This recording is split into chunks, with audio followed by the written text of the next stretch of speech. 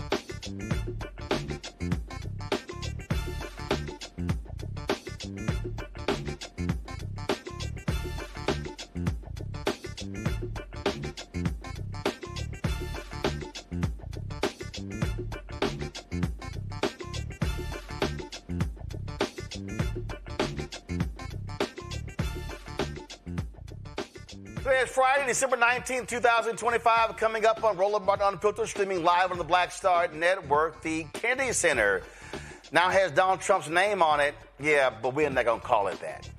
D.C. Police Chief Pamela Smith tells critics F you and storms out in the fiery speech. Well, maybe it's not what you're thinking. Consumer Financial Protection Bureau, now run by a Project 2025 insider, proposes rules that could revive modern-day redlining. Yeah, that's actually happening. Also, folks, lots to break down in politics as well. More craziness coming from this nonsensical administration, including attacks on African Americans. Plus, we'll get ready for the college football playoffs. Matt team didn't make it. And also, I'm going to shout out my Texas A&M volleyball team who play for the national championship tomorrow. Matt school also didn't make it. It's time to bring the funk. I'm Roland Martin Unfiltered on the Black Star Network. Let's go. He's got whatever the biz, he's on it. Whatever it is, he's got the scoop, the fact, the find. And when it breaks, he's right on time and it's rolling. Best believe he's knowing. Putting it down from sports to news to politics. With entertainment just for kicks, he's rolling. It's on go, roll, roll, y'all. It's Roland Martin, rolling with Roland now. He's funk, he's fresh, he's real, the best, you know he's Roland Martin now.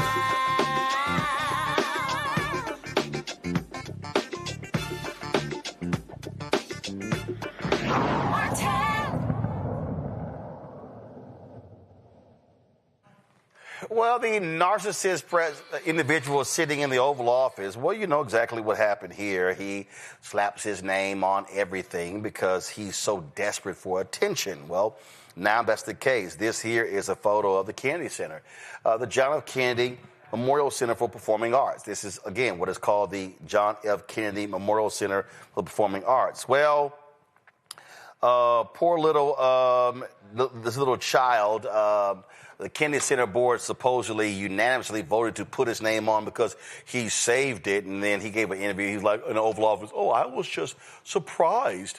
I was surprised it happened. Here's the thing, though, y'all. This is how childish it is. First of all, you just can't just rename stuff with an executive order. That's actually, this was dictated by Congress. But you know what?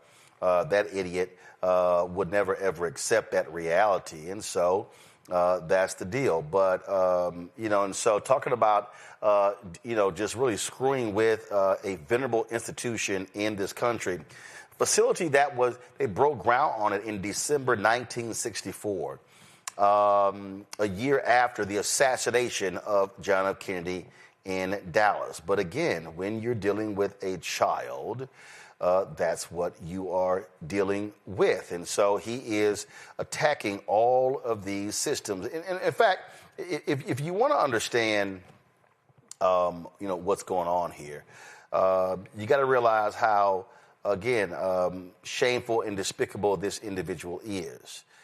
He is desperate. He is desperate for attention. There's no amount of attention. I mean, like, did he not get enough as a child? But that's exactly who he is. And so he wants to destroy numerous institutions. Robert Rice, former labor secretary, put out a pretty interesting video, I thought was interesting. I'm going to go to that in a second, where he talked about what we're dealing with here with this petulant child, this individual who calls himself, first of all, we don't know what the hell he even called himself. And again, when we're talking about a venerable institution, this here, of course, is the Kennedy Center right here. This is a Reuters video showing, and of course, the Trump folks are like, oh my God, it was falling apart. It was in disrepair. They had been losing money. And talk about, oh, all of these donations that Trump has been now getting. Well, here's the problem with that. Their giving and donations are down in a huge way. A huge, huge way. They're down in a huge way. But again, when you're dealing with a child, this is how children act.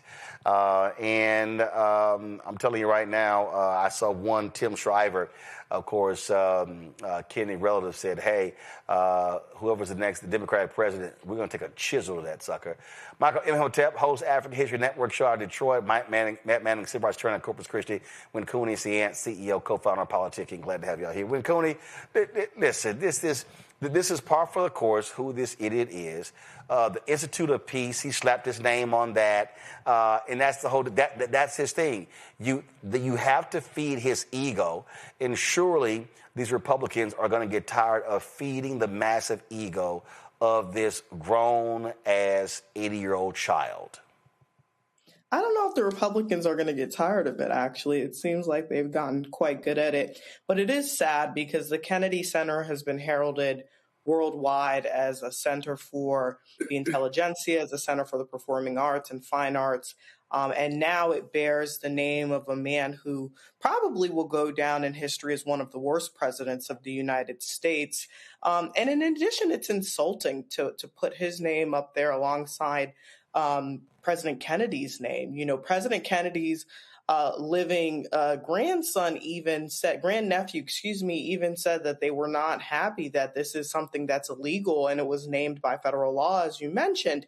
And you can't just go around renaming historical relics in this way. The other thing that was concerning, Roland, is that this was allegedly voted on unanimously, but you have folks like Representative Joyce Beatty, who was an ex officio officer of the board, saying that she, actually was on the call in which this was voted into action, and her microphone was silenced multiple times on the call.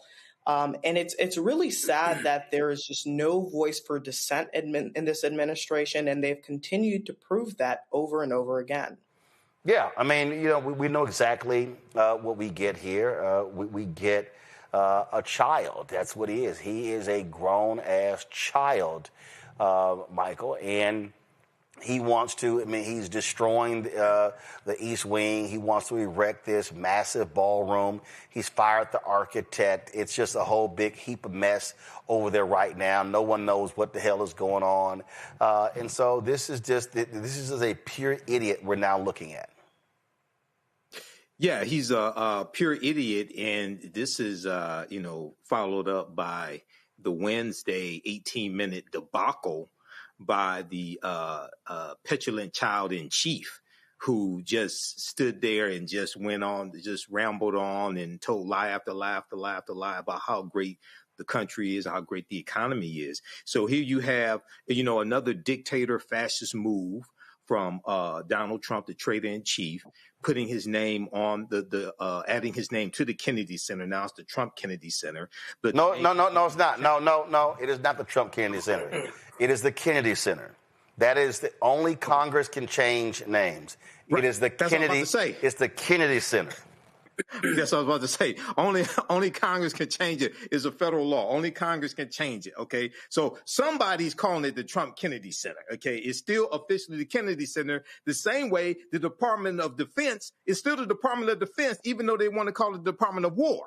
Okay. So once again, that goes to my point. I was about to make, Roland. We're on the same page here. He just tries to force, either by executive order or by putting people on a board to then vote and do things that are illegal, try to make them legal. This is what's taking place. But once again, these are the dictator moves. This was all predicted. And I know when Cooney said Republicans keep going along with this, but look at the number of Republicans in the House who have announced that they're not running for re-election or are retiring. As recently as today, Representative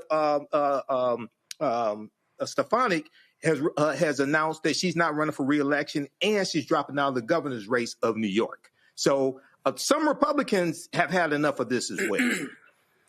Well, that may be the case, but you still have massive ass kissers, and one of the biggest ass kissers, Matt, is this idiot Lindsey Graham. I mean, you talk about a true idiot. Let me pull up this tweet here. I mean, it's like, dude, really?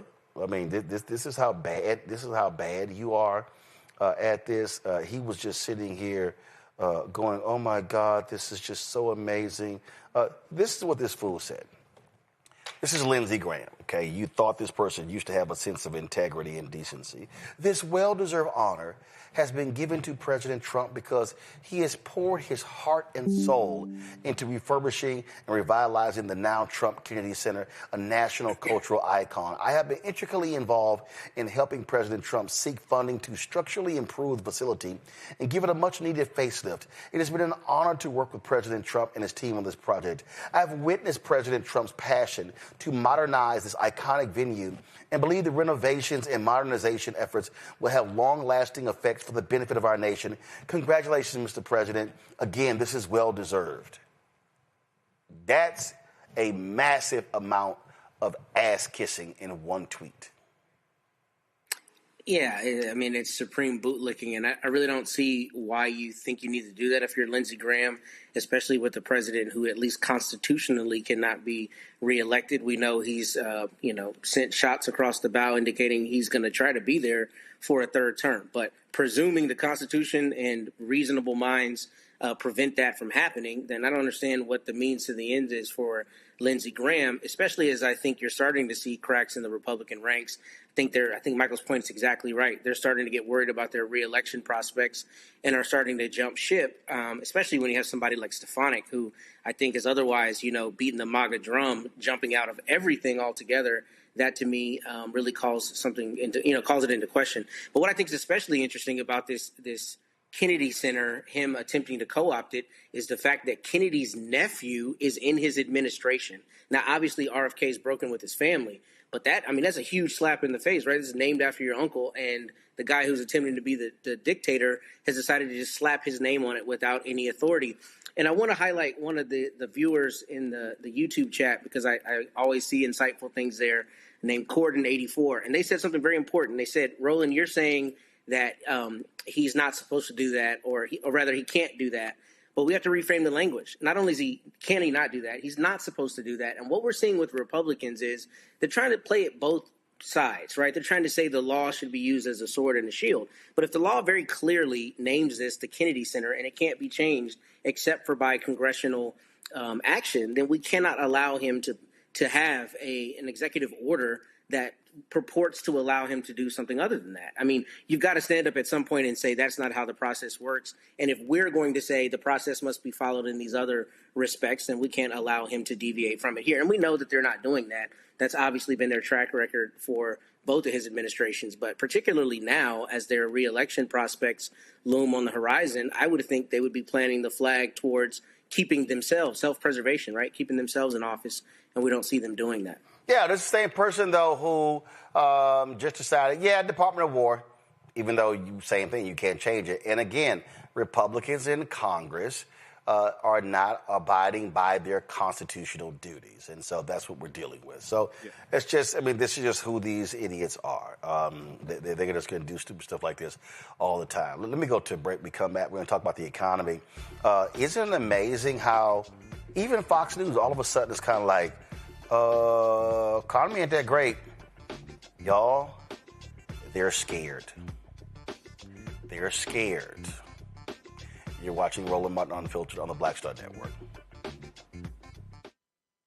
This week on A Balanced Life with Dr. Jackie, we're talking about the ups and the downs of the holidays, the ebb and flow of life, those things that keep us running and gunning. But there comes a time in each of our lives where we need to just sit down, sit back, and relax, giving you a chance to really find out who you are and how you're going to move your life forward. How do I learn? How do I grow from this? And that's where, resilience comes. So I'm literally walking this out in real time. It's just giving myself all the grace, all the space, all the permission that I need. We're talking about all of these things this week on A Balanced Life with Dr. Jackie here on Black Star Network. Melanie Campbell, National Coalition on Black Civic Participation and Black Women's Roundtable. And we are watching Roland Martin Unfiltered all day, every day, 24/7. Spread the word.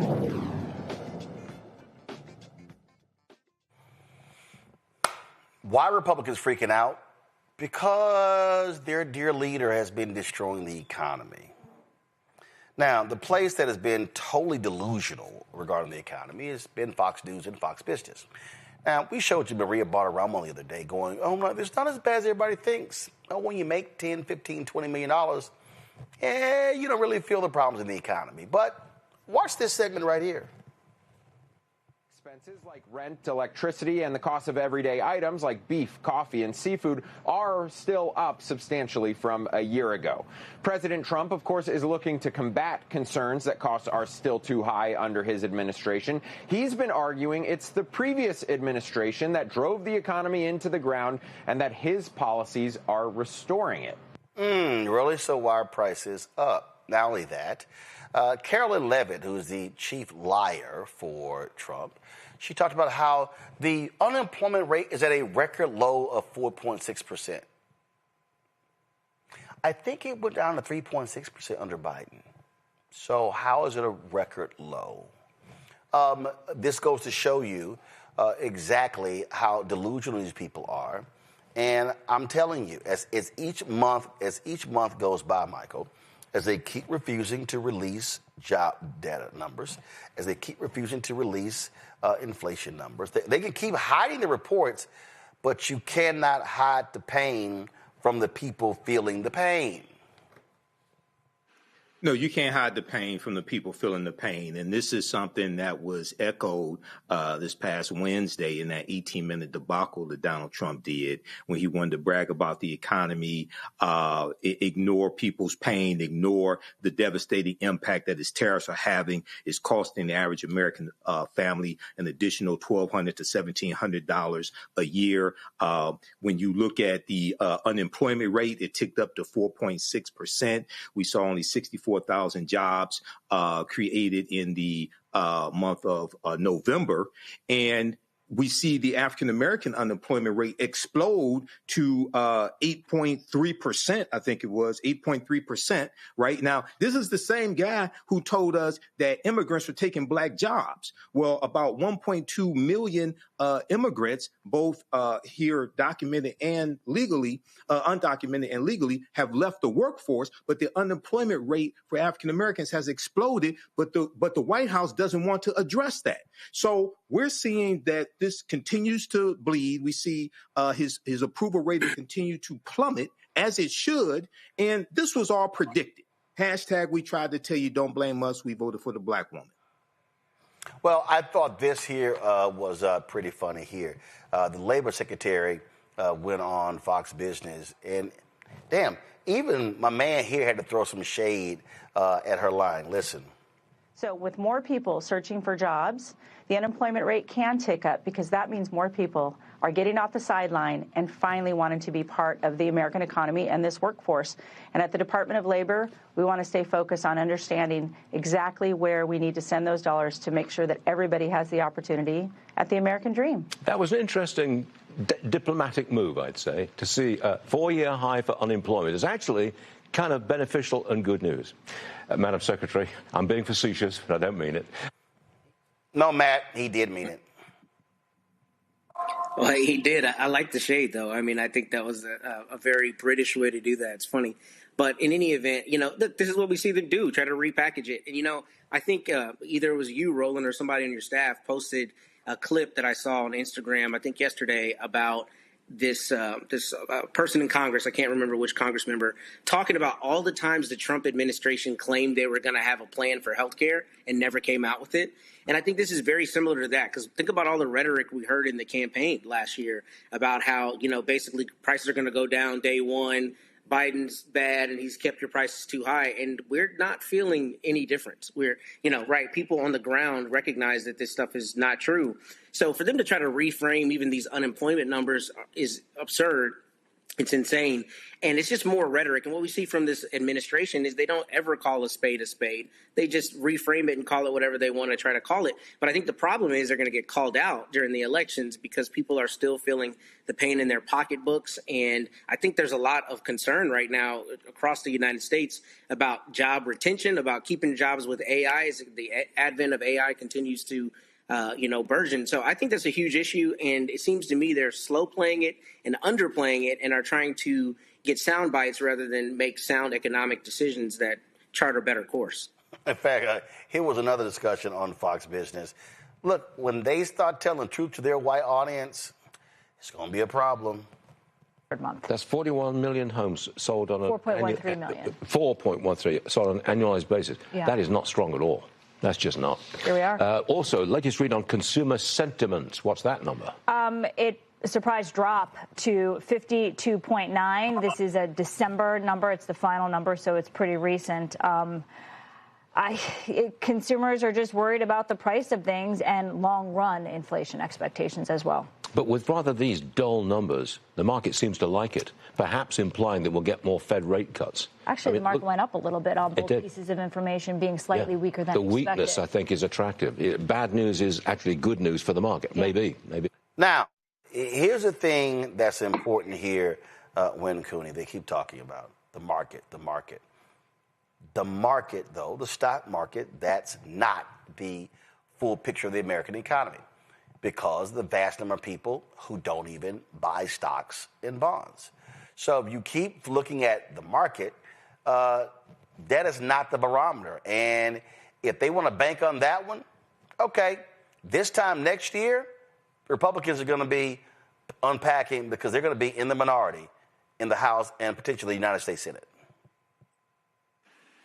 If we're rolling, the fact of the matter is that we're plunging into a recession. And I'm not shocked by the language that Fox News is using, because it's very resemblant of how they've always framed things. It's very confusing. But the fact of the matter is that the economy is in shambles. And we know that because with Black unemployment going up, that's a signaler generally of the fact that we're plunging into a recession.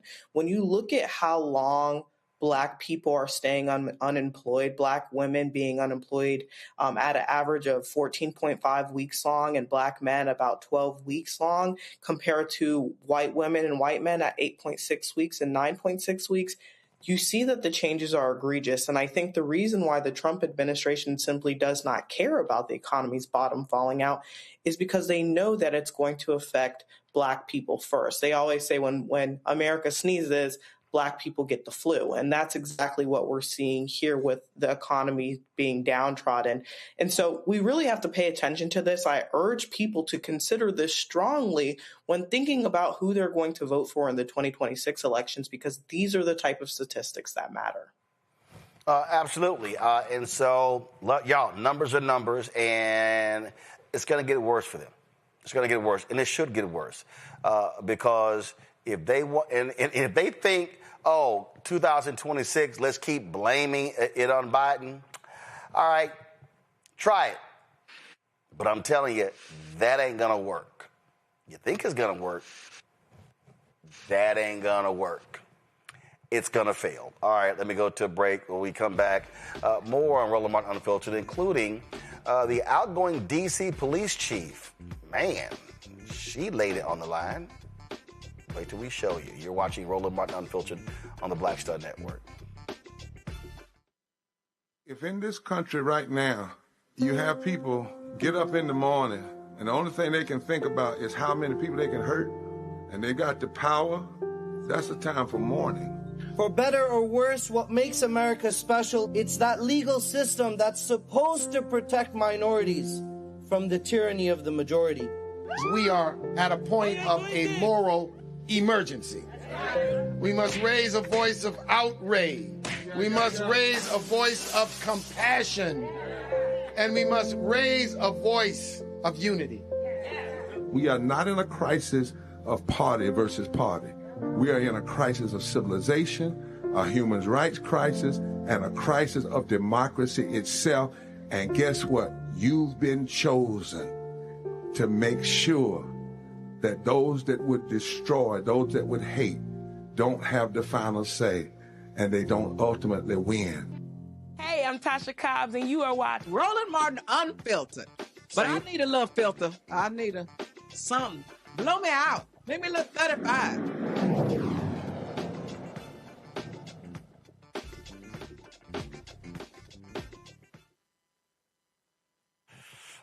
Nothing like the truth setting off a petulant child. U.S. Senator Raphael Warnock of Georgia, also pastor of Ebenezer Baptist Church, appeared on Meet the Press, and he talked about where we stand in the society. He talked about the issue of faith. Here's what he said. Senator, let me ask you about something else that you said in your speech. You said, my faith is not a weapon. My faith is a bridge. You also say, quote, Trumpism is a plague on the American conscience. How do you square those two ideas for people? Yeah, as I point out, I think over the last several years, over the last 50 years and over the last year, we have seen a deepening divide between what people need from their government and what government is delivering. There's a kind of corruption, legalized bribery that attends our politics. You see it in the frustrating fight to get basic health care for ordinary citizens. Surely the wealthiest nation on the planet can afford to provide basic health care to its citizens. We suffer not from a poverty of resources, but a poverty of moral imagination. And I do think that Donald Trump, if he's better at something than anybody else, is dividing us. And I think it is a distraction. And while we are distracted and divided, we have literally witnessed the largest transfer of wealth in American history from the bottom to the top. And people are fighting. They're seeing that their costs for health care are doubling while Congress engages in everyday political games. They're seeing their utility costs go up, their grocery costs go up. And meanwhile, the president is saying that he would rate this economy an A+++. The question for me is, who is he talking about? Clearly his friends, the well-connected, the wealthy, certainly not the people that I see every day in Georgia. Ooh, Lord, that ticked off a little petulant child, the fake Christian. This is what the idiot posted on his Truth Social. Raphael Warnock was on Meet the Press, Meet the Fake Press with a one-sided and very biased Christian Welker as the hostess. Warnock spent the entire show using religion to try and divide the country. If a Republican, in particular me, made those statements, it would be front page news. Actually, you mean 2 Corinthians? He ended by saying that he was going to his church to preach now. Well, I think that's fine. I do say, whatever happened to separation of church and state? That would be the first thing they would use against us, but actually it's something that never much bothered me. Yeah, because you don't go to church. That don't bother you. Anyway, Warnock is a lightweight whose wife correctly states that he tried to run her over with the car. Trust me, your first wife accused you of raping her. Oh, I guess we forgot. Fortunately, she was able to get out of the way and only almost lost her foot. Yeah, your first wife died and you buried her at your golf course. Warnock is a bad guy. NBC News, which is second only to ABC fake news for being the worst, should be ashamed of themselves in allowing garbage interviews with untalented and uncaring people to take place. Well, he beat the person you endorsed. The public airways, which these networks are using at no charge, should not be allowed to get away with this any longer. Oh, you hate the fact that they let people say what they feel that hurts your little feelings. They should be properly licensed and pay significant amounts of money for using this very valuable public space. Thank you for your attention to this matter, MAGA. Ain't that something? Well, Warnock responded to the little punk child. So Donald Trump just attacked me on Truth Social, claiming that I'm using faith to divide people. He's got a lot of nerve. Remember, this is the same president who literally had peaceful protesters gassed and beaten so he could stand in front of a church holding a Bible up. He ought to read that Bible that he was holding up on that day. That Bible says that Jesus came to preach good news to the poor. He came to heal the sick. He never billed them for his services. He stood up for the weak, the marginalized, average, ordinary people. Mr. President, my faith is not a weapon, it's a bridge. And I invite you to Bible study. Maybe you can meet the Jesus I know. In the meantime, I'm going to keep fighting for the people. Now, some of you may be asking, well, what is Trump talking about? Well, his FCC, the Federal Communications Commission, they've been using that as a bully pulpit to beat down companies. In fact, one of the reasons AT&T and others announced that they're ending DEI is because Brendan Carr, who is the chair of the FCC, he literally said, if you do not get rid of DEI, we're not approving any of your acquisitions or mergers. Yep. That's why they're doing it. This week, Carr went before the United States Senate for a hearing, and man, he got challenged big time by senators over a variety of issues. This is Andy Kim of New Jersey. This was pretty good.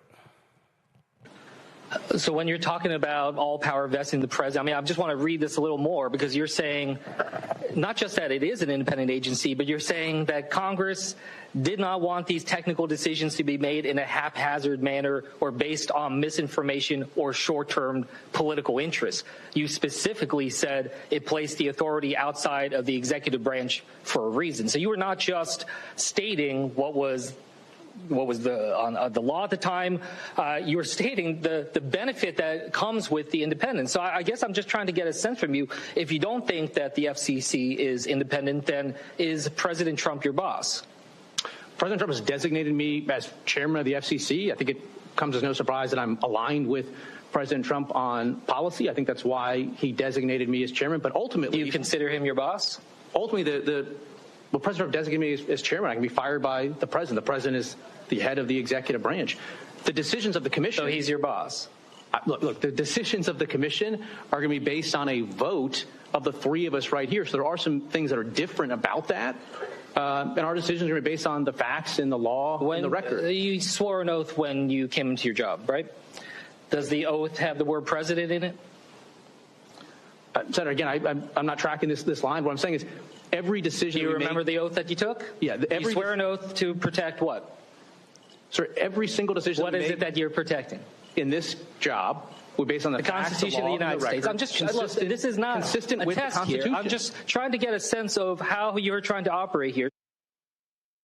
No, we know he sucks up to Trump. Whatever Trump wants, he is going to do.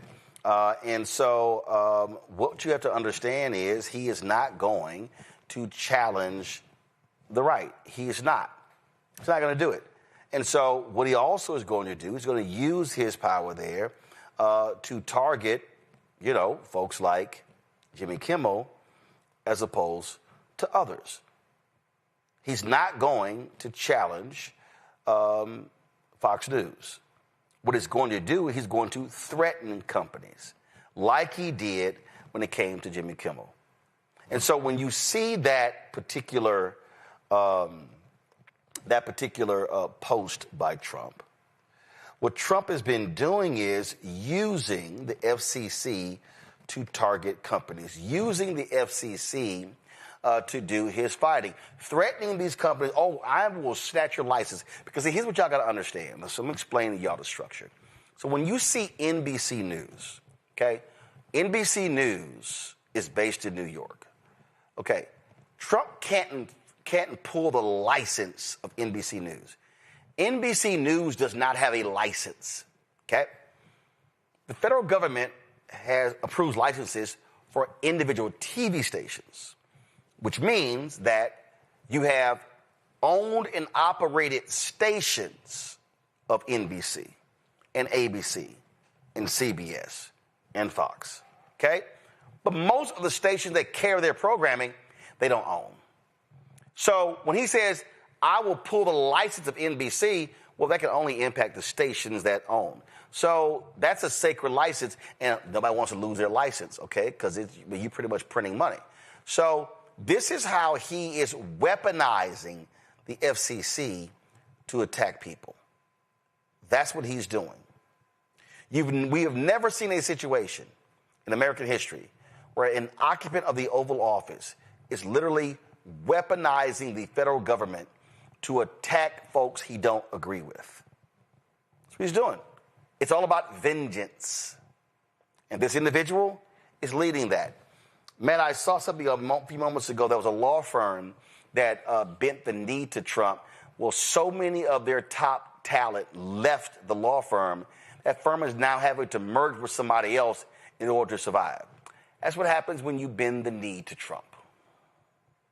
And it's interesting you say that. I think I've said it on the show before, but there have been a number of Facebook groups that I'm in as a lawyer, and there have been lawyers who have been excoriating the other lawyers from these firms who have bent the knee, saying if any part of the populace is best equipped to fight back and is duty-bound to fight back, it's us, right? It's us who file the documents in court. It's us who craft the arguments to stand up for everyday people and corporate entities alike. And it's us, particularly those of them in big law, who go to the Supreme Court, who argue in the most hallowed courts across the country. So when you have the president of the United States brazenly and unconstitutionally attacking people's ability to speak freely, to petition the government, to represent whomever they want, then it's duty bound on us as a part of our job and part of our duty to the public to stand up against that. And there's a huge rift in the group of lawyers across the United States on whether they should do that. Because what it comes down to is a balance sheet versus your values. Your balance sheet says, yeah, you don't want to lose that federal work, so you're going to capitulate and let yourself be punked by the president of the United States. And then you have other people that say, no, we can't do that because I wouldn't want to work with a law firm that wouldn't stand up for itself, let alone for me. So that's what happens when you bend the knee, and I'm sad that a lot of my colleagues at some of these firms have done that. But I'm also proud of those who have stepped away and who said, look, I cannot be party to this because if not us, then who? And I think that's what you're seeing. That's why that firm is having to merge. I saw a note about that this morning in something I read about those two firms merging, and I didn't realize that was the background.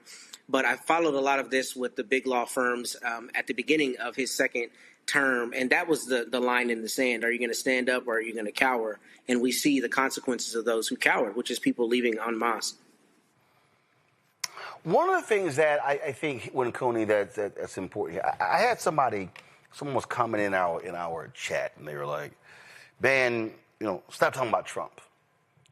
And what I need people to understand is, we're not talking about Trump. We're talking about the actions of Trump, and the actions of Trump are severely hampering regular, ordinary people. And so, if somebody who's watching right now, they need to understand that when they attack law firms, they're attacking law firms for hiring black lawyers. They're attacking law firms from actually recruiting at HBCUs. They're attacking black law firms from having fellowship and internship programs to bring in more black lawyers. A story this week showed how there's it was a massive drop of African Americans that have been admitted to Harvard, Yale law schools. Well, I keep telling people, they want to defund Black America. This is all by design. They do not want African Americans at these top law schools. They do not want them in these law firms. This is what their game is. It's abundantly clear. It's before our very eyes. And so for the people who act like, oh, man, you're just making a big deal out of this, no, this is what they are doing. These people have to be stopped, because if we just sit on the sidelines and accept it, they are going to completely destroy all of the institutions, the infrastructure in Black America. And I'm just going to keep yelling it over and over and over again. Academic, political, social, cultural, and economic. All of it. Roland, they don't want to defund Black America. They're actively doing it, right? If they don't want to talk about President Trump, fine, let's talk about fascism. Fascism is a far-right authoritarian political ideology emphasizing extreme nationalism. That's what we're seeing right now. When you see the President of the United States control the FCC chairman, Brendan Carr, who's under oath to protect the Constitution, but instead is doing the bidding of our president, that's a scary sight to see. And I'm so happy we have new senators in office like Senator Kim that are actually holding people like these feet to the fire, because this is utterly inappropriate. But when we see people that are starting to challenge these First Amendment rights, when you see people like President Trump say, hey, I don't like what Senator Warnock has to say, so let's pull him off the air. And not only let's pull him off the air, let's pull the network that he's talking on off the air. That's a scary sight. That reminds me of the time I've spent in communist and socialist countries where there is only 3 news channels that are saying what the president wants them to say, right? So we have to be really, really careful in the United States because we are fledging towards fascism every day. The FCC is one of the first posts of defense for that. If we don't have freedom of speech in this country, what do we have, Roland? Michael. Roland, people who say I'm tired of hearing about Trump obviously did not read Project 2025.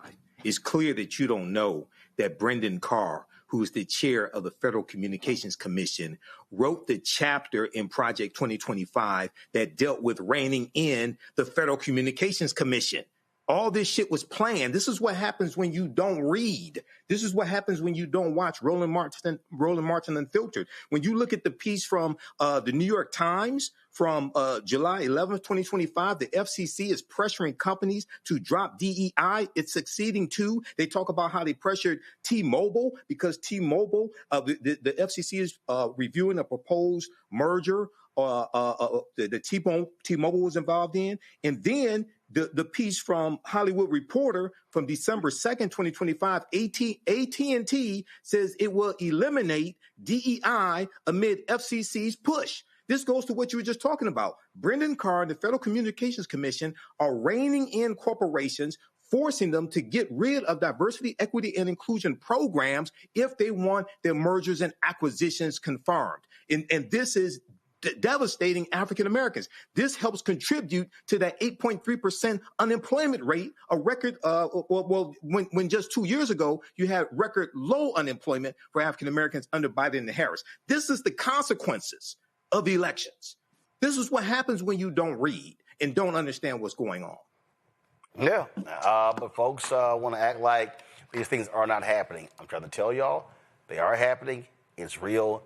And we're going to keep calling it out because I'm telling you, they are going after every single thing. All right, y'all. Gonna go to a break. We'll be right back. Roland Martin Unfiltered on the Black Star Network. Don't forget, support the work that we do. Join our Bring the Funk fan club. If you want to contribute to the show, please use for Cash App. Use the Stripe QR code. You see it right here.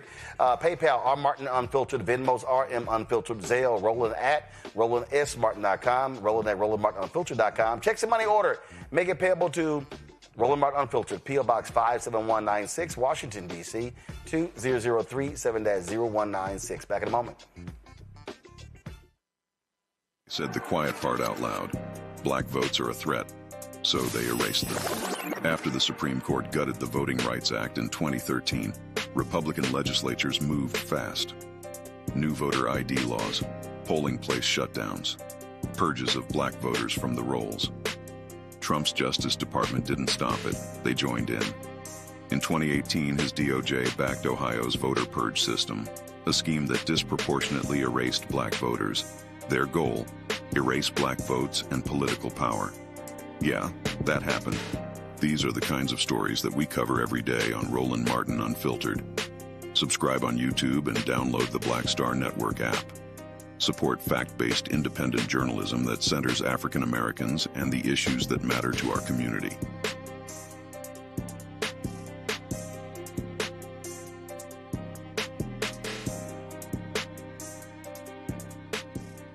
It's your boy Earthquake, giving Roland Martin something to do, because he don't know what to do. He's from Texas. Ain't his fault.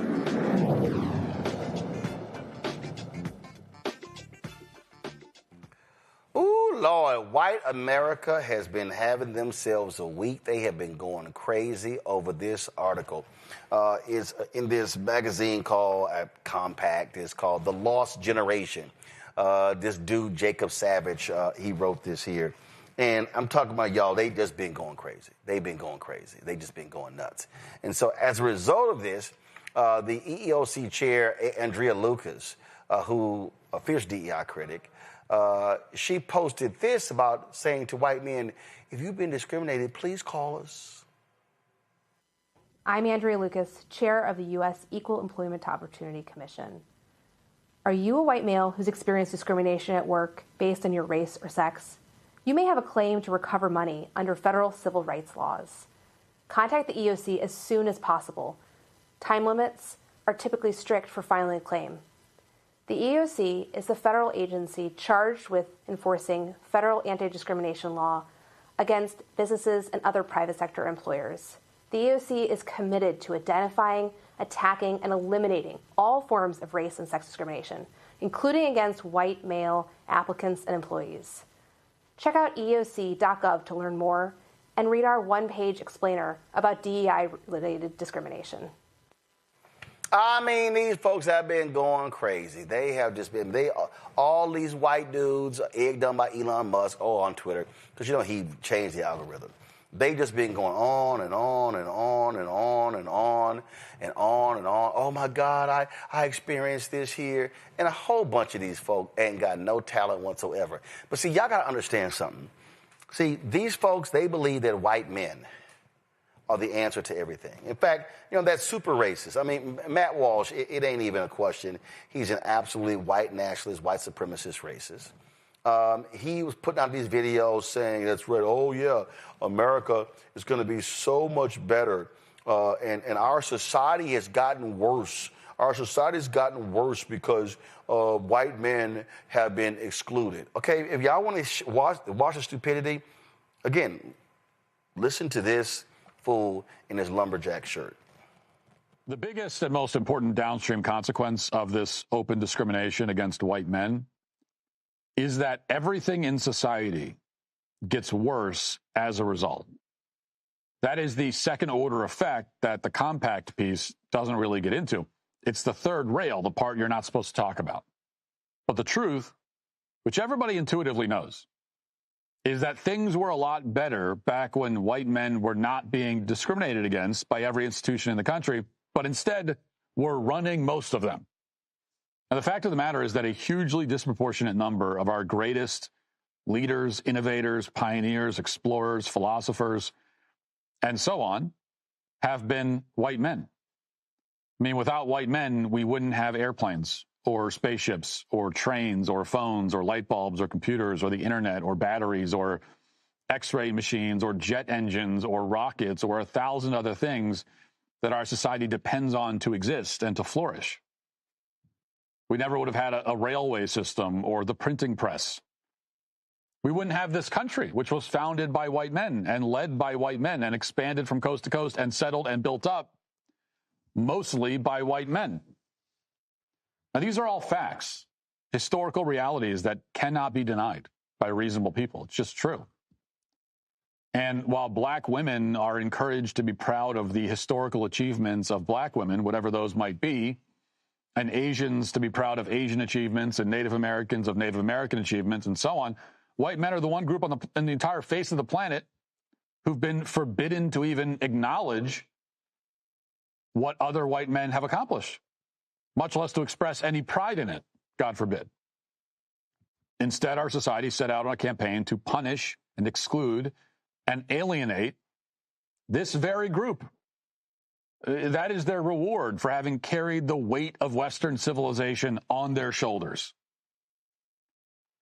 But white men, as it turns out, they're not just good at building and flying spaceships. They're also good at writing television shows and covering the news and teaching students at the university level and so on. In fact, in the aggregate, based on every existing piece of available evidence, white men are better at all of these tasks than the allegedly underprivileged communities that are replacing them. And if that sounds harsh, I really don't care. It happens to just be true. Allegedly underprivileged. But it's not, and we know it. But remember, nobody watching this right now should be shocked. I've been telling y'all this for a long time. In fact, the late Jerry Springer, I saw this. I don't even know where this is from. This is literally what Jerry Springer said about where we stand right now in America. The election of Trump as basically white America's last stand against multiculturalism. There were a lot of people that just see the whole world moving away from them. They see all this globalization. They see their kids dating someone of a different religion or a different race. They see gay marriage is suddenly okay. They see all these things happening. They see the music. They see the television shows. They see everything moving to the left. And how do they stop it?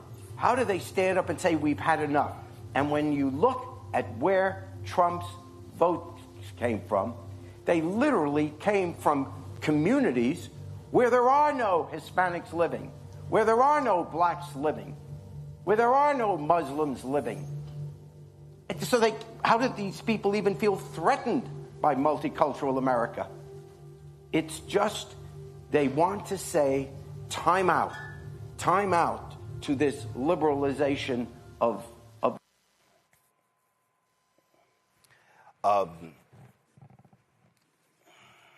this is why I wrote this. White fear, how the browning of America is making white folks lose their minds.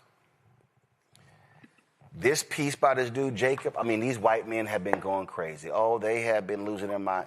I'm telling y'all, we've been saying this because they believe that white men deserve everything. These white men are so arrogant that they walk in going, oh, that's my job. It's the equivalent of them walking into a cafeteria saying, why are you sitting in my seat? I'm sorry, this was first come, first serve. No, this is my seat. Why did I pull up the cover of White Fear? I need y'all to understand, why did I choose this photo? I chose this photo for a reason. That's not just happenstance that this is the photo that makes up the cover of my book, White Fear. When I was sitting here going through, I chose it for a reason. And what was the reason? Because when I saw all these different pictures or whatever, come to my iPad. I'm going to zoom in on it. What this photo says, I want y'all to understand why I picked this photo. So when you look at this photo right here, you've got the U.S. flag, you've got this Trump 2020 flag. I'm shocked there's no Confederate flag in here. I'm sure it may be somewhere. You got the United States Capitol, and you got this white man, his arms are outstretched, and he's saying, all of this is ours. That's why I chose that photo. Why were they protesting the election? Because Donald Trump kept singling out Fulton County, Atlanta, Philadelphia, Detroit, and Milwaukee. What do those four have in common? 4 black cities. So they were angry that black people turned out and voted. And see, what we need to understand, what this whole deal is, the attack against DEI, what you're seeing with ICE and deportation, what you're seeing, all of this, y'all, it's dawned on them that, oh shit, we can't reverse it. If you look at the social media feed of Elon Musk, he is constantly talking about birth rates. He is constantly talking about birth rates. And see, he is sitting here going on and on and on. And what they're doing is they're so fixated. They're just like, they don't know what to do. They're angry. They're upset. Because this nation is no longer about whiteness. Why did Donald Trump stand up last week in Philadelphia and say, can we get a few more from Sweden, from Denmark, from Finland? Because they want to import white people. See, y'all, when you're not producing enough white people on your own, then you need to import white people. That's why they imported the white Afrikaners from South Africa. And see, I'm trying to explain to black people, you literally are playing into their hands. When I see black people shitting on African immigrants, and let me be perfectly clear, if you're an African immigrant and you shitting on black Americans, you should be called out too. But y'all do know they don't want them, and if we sounding just like the white supremacists, what do we sound like?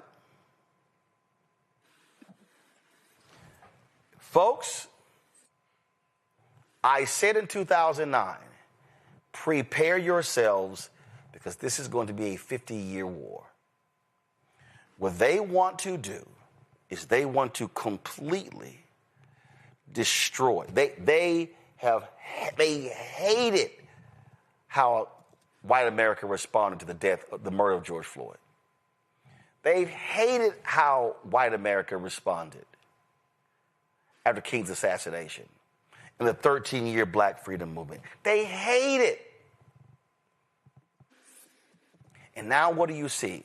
Now you see, what was the UC? What was the story this week? The UCLA story. It was in the Hollywood Reporter. White streaming and the folks who I think it was like 90% of the showrunners of these new shows since 2024, white men. So what you have now is you got, and y'all didn't understand, you got white execs who were like, man, cool, man, we can go back. We can go back to the way it was. When we ran this shit, here it is right here. Y'all, this 2 days ago.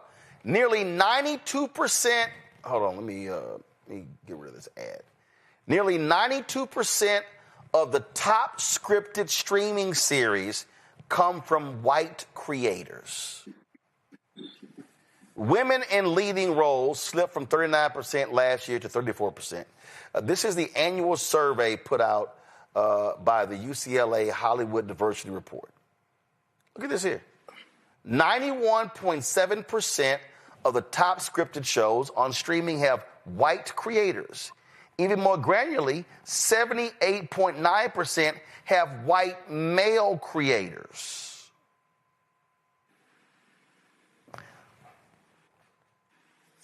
The execs are like, man, cool. Trump is there. We ain't got to do any of this bullshit. We ain't got to recruit women, white women. We ain't got to recruit no black people, Latinos, Asians. Yo, white is right, baby. We back in business. The corporations are going, oh, man, cool. We ain't got to go to that damn National Black MBA. Oh, the hell with the National Bar Association. Damn the National Dental Association. Forget the National Association of Black Journalists. Forget the National Society of Black Engineers. We ain't got to do none of that shit anymore. Because Donald Trump has said, yo, we good. So what's the downflow of that? You don't recruit black talent. You don't hire black talent. Now all of a sudden, the median wage of black people is going to drop.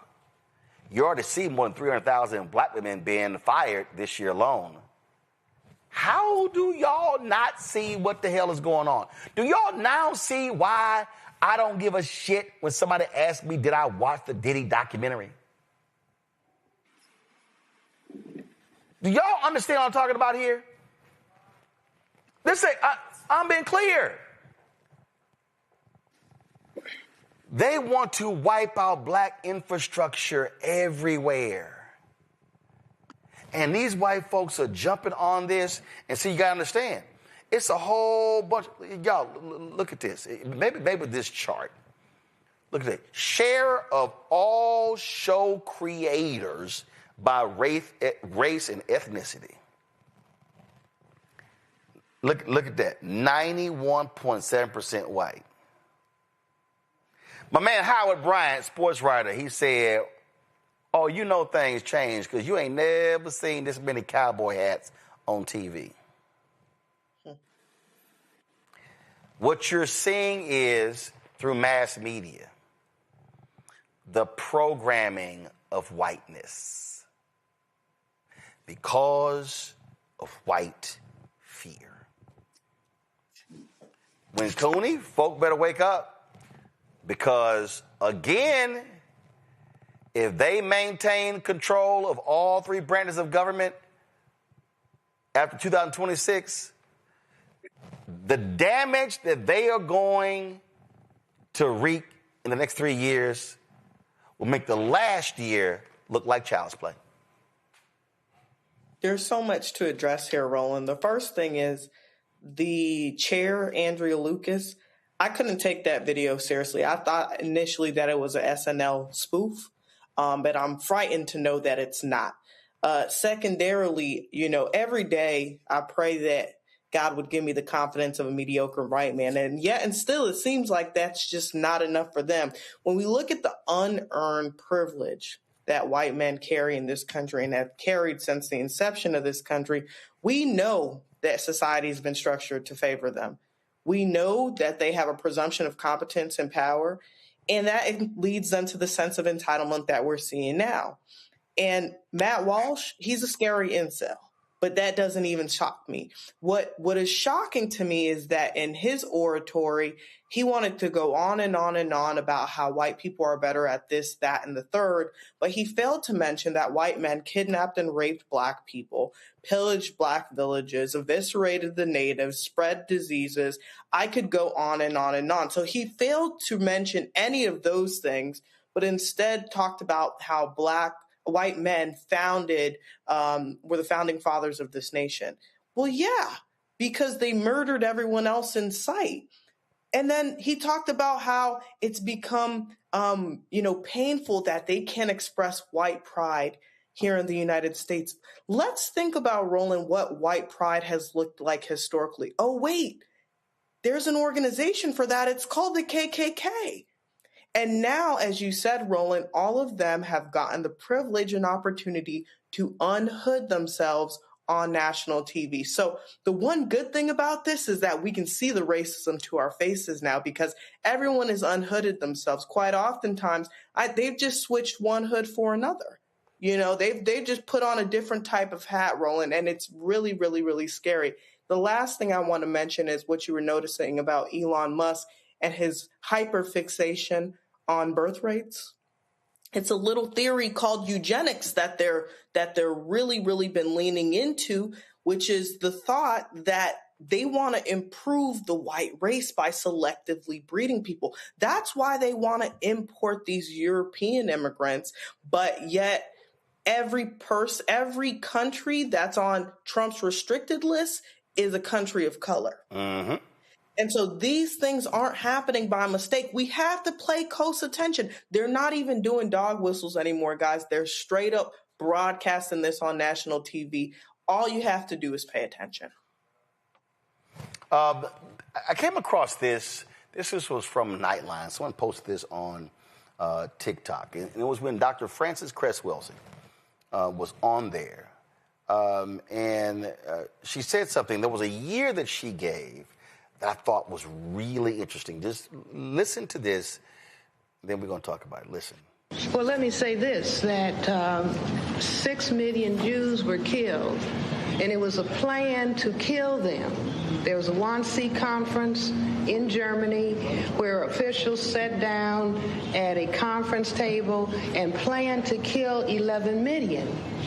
The Semites of the Jewish religion did not believe that anybody would do that to them. And when people began to talk about something is being planned to destroy us, I suppose then also that people said, oh, that's a conspiracy, nobody would do it. Are you seriously suggesting that there is a comparable plan in the United States today? Are you really? See, wait a minute. We have to see the thing that we're not doing and the thing that we are constantly avoiding is talking about racism. Now, let me tell you what I understand racism to be. Racism is a behavior system that is organized because white people are a minority on the planet. They are a tiny minority of the world's people. The black, brown, red, and yellow people are the world majority. That's right. Not only that, white people are genetic recessive in terms of skin coloration. You see, somebody like whose skin is white, if they have sexual relations with a black person, the product is colored. And there is the fear of white genetic annihilation. It existed in Europe. It existed in Germany. It exists here today. And this is why people, I mean, it's written about in the Washington Post, in the New York Times, in the Washington Times, when there are discussions that go on like this by year 2080. The majority people in this area of the world are going to be the blacks, the Hispanics, and the Asians. Oh my, we must do something about it. Mr. Cobb. Now, do you see, it's the same discussion that goes on in South Africa. Let this gentleman respond. But let me just say, finish this quickly, I mean, and then I'll say. You've had a good long run, but so. Let me just say this: that if we understand the white fear of genetic annihilation, which was why Willie Horton could be used as a very profound symbol by the Republican Party to win this election, then we will understand what is happening to the black male in this society. The black male is the threat to white genetic annihilation. And so he is profoundly attacked in this society. And if we begin to understand that, we understand what happens to the black family. If you remove the father, then the son is wandering around confused, doesn't know what to do, will get together in a gang, and ends up being depressed, getting on drugs, and going to prison. And in the United States, in Washington, D.C., I believe we have the second highest incarceration rate, second only to South Africa. And so in South Africa, you have black men in the work camps, and the women on the Bantu stands, and here we have the black men in prison and the women in the projects, and the male children going unfathered. Now, I say that racism is responsible. Okay, go ahead, sir. All right, so Michael, this one jumped out at me. And I've been trying to figure out when this was broadcast. Mm-hmm. And this is the thing that I need everybody to understand. She said 2080. Right. Okay, 2080. Then it became 2070, then 2065, then 2060. Then 2055, then 2050, then 2045, then 2040. Then it got, all of a sudden, I get 2039, 2038. And everybody was, see, when it first happened, folks were like, man, that thing is so far off, I ain't even gonna be here. Folks said, ain't no big thing. But all of a sudden, that thing kept dropping. Now it's 2043. That's a 37-year difference. So when that report, I remember when the report came out, America one day is going to be a nation majority people of color. People said, man, that's 2080. Oh, hell. Now it's like, oh, damn. And like I said in my book, White Fear, what did it for me was when I saw the story and there were 10 states where the average white death rate was higher than a white birth rate. And that's when I said, oh, it's on. Yes. So much here, Roland. I'm going to have to do an extended segment on the African History Network show about this. First of all, thanks for playing Dr. Frances Cress Welsing. I knew Dr. Welsing. I interviewed her 3 times on the African History Network show. She was a brilliant sister. She taught us a lot about racism. Racism is a system of advantage and privilege distributed based upon race that comes out of the ideology of European white supremacy for the purpose of preserving genetic white survival. Okay. And she learned a lot from Dr. Nellie Fuller as well, who is an ancestor now, who recently passed away. And Dr. Wilson is an ancestor as well. When you talk about birth rates and you talked about Elon Musk and birth rates, this goes back to our segment a couple weeks ago about that little punk ass Nick Fuentes. And I talked about how white people, the percentage of white people in America in the 2020 census dropped to 57%. Alarm bells went off because that's the first time their percentage dropped below 60% since 1790 when the first census was taken. So she hit the nail right on the head, and this is connected to Project 2025 with the attack on diversity, equity, and inclusion. You have to understand, Andrea Lucas, the white woman who you just played in that PSA, she's the chairwoman of the Equal Employment Opportunity Commission, a civil rights commission. And And one of the initiatives of the Trump administration is to go after white grievance and to position white people, especially white men, as the ones who have been discriminated against by diversity, equity, and inclusion, civil rights laws, etc. And all you got to do is read the article from Axios.com from April 1st, 2024. It's not an April Fool's joke. It's called Trump Allies Plot Anti-Racism Protections for White People. And this article talked about what would happen in a second Trump administration. And it said if Donald Trump returns to the White House, close allies want to dramatically change the government's interpretation of civil rights era laws to focus on, quote, anti-white racism rather than discrimination against people of color. Now, this came out 7-8 months before the 2024 election. Axios.com warning us what was going to happen. This is why elections have consequences. This is why you have to watch the Black Star Network, because we told you what the hell was going to happen. And too many black people, too many Latinos, etc., sat their asses at home. Okay, this is why the 2026 midterm elections are so important. Okay, we got to vote these people out.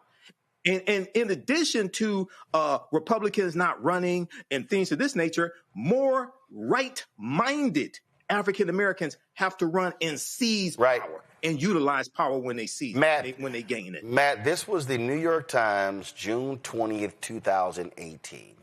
Fewer births than deaths among whites in majority of U.S. states. Come on, switch, guys. Come on.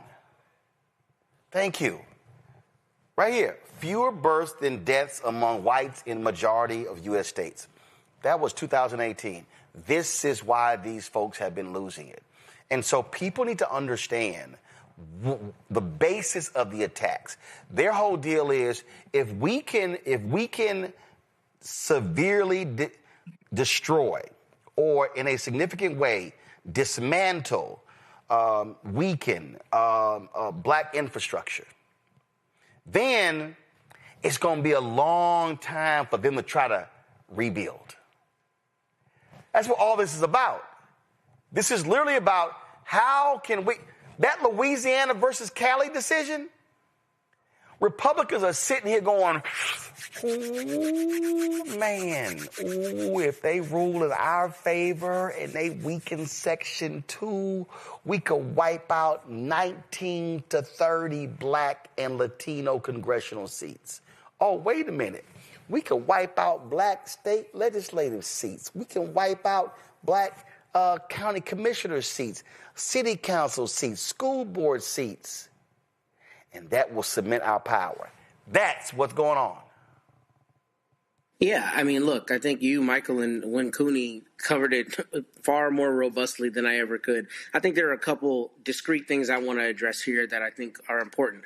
So the first, as it relates to Andrea Lucas and the EEOC, I have two cases right now pending where I represent two brothers in different parts of the state, both of whom were very obviously treated differently than their fellow employees, were fired, and they have EEOC cases in the Fifth Circuit. I guarantee you that I've had to tell my clients, and I guarantee that the judges are going to look at these cases hostilely, because they always do. Because what do they always say? They always say, oh, there's some non-race related reason that this person either got fired or had an adverse employment action, to use that parlance.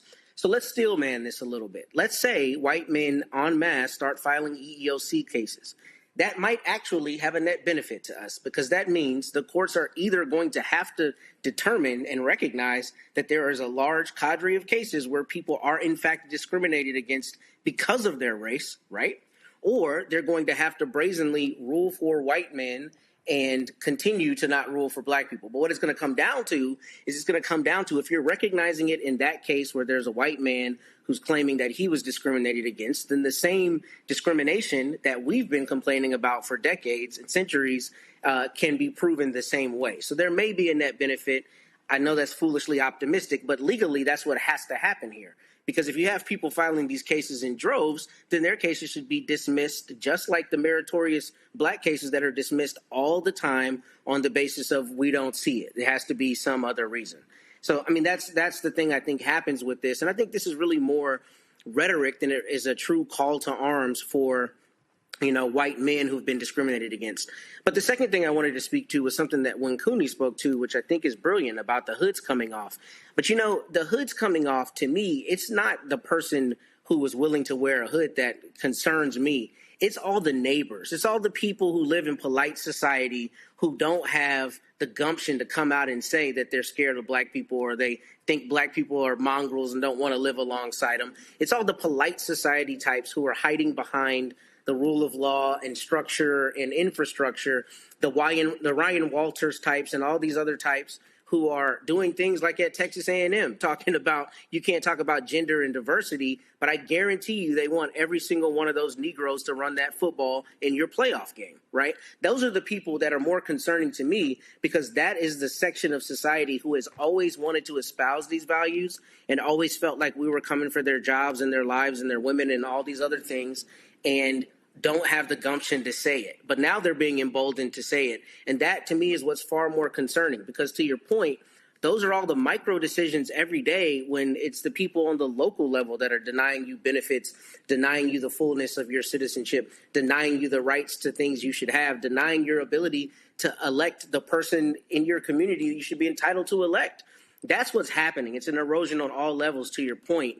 And I think it's the polite society types we should be far more worried about because they're the people who are not as brazen with their racism, but who clearly espouse those same views. And see, again, I need y'all to understand why. You're like, I don't understand. Why? I'm going to find the Robert Rice video and play it in a second, where he's like, y'all got to understand why he's attacking institutions. Now y'all got to understand why these right-wing folk, why are they attacking the colleges and universities? This was, again, this week in the New York Times. The conservative overhaul of the University of Texas is underway. The school has been brought to heel by conservative critics of higher education. It is part of a broader transformation at the state's universities. And then when you read this article, it talks about race-conscious decisions. It says state Republicans have passed laws to curtail what is taught in college classrooms and installed a new university administrators with partisan affiliations among a host of new strategies. University of Texas is one of their main targets. Same thing. Listen, they've done this with Texas A&M because their whole deal is how can we attack the institutions? Like right here, the firing of a Texas A&M instructor teaching a gender studies lesson after a student complained put the university at the center of a national debate over a crackdown on professors' speech. The instructor's department head and dean also lost their administrative posts, and eventually the Texas A&M president resigned. So what are they doing? They're talking about gender, they're talking about transgender, but they also are talking about race. And so what they want, so you got that going on. So they now all of a sudden are saying, oh, no, we're going to change the law. Faculty Senate, y'all don't have any control anymore whatsoever. And so this is how we're going to do that. Matter of fact, there was a Texas State, used to be Southwest Texas State University, Texas State and Black Mobile. Give me 1 second.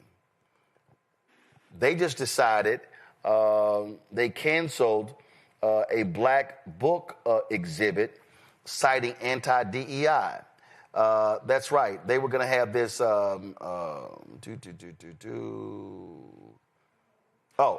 after all the criticism, the story's been updated. It says, shortly after this report was published, university spokesperson Jamie Blash told the American Statesman that Texas State University will consider bringing the Black History 101 mobile museum to campus for future Black History Month programming. He declined to specify when and how the university will consider the museum. Khalid El Hakim, the founder of the museum, said he has not heard from Texas State University. So what they did was they actually banned him bringing this black mobile museum citing the state's anti-DEI law. So y'all gotta understand, the attack on higher education in Texas, it started in Florida. They were like, oh, cool.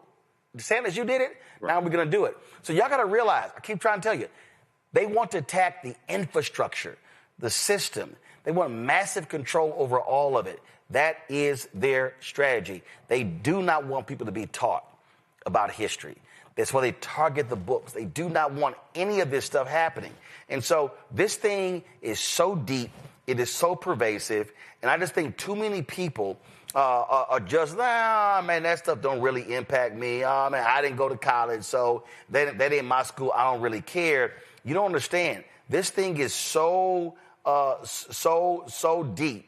And again, they are going after systems, institutions. It is all by design. Watch this Robert Reich video.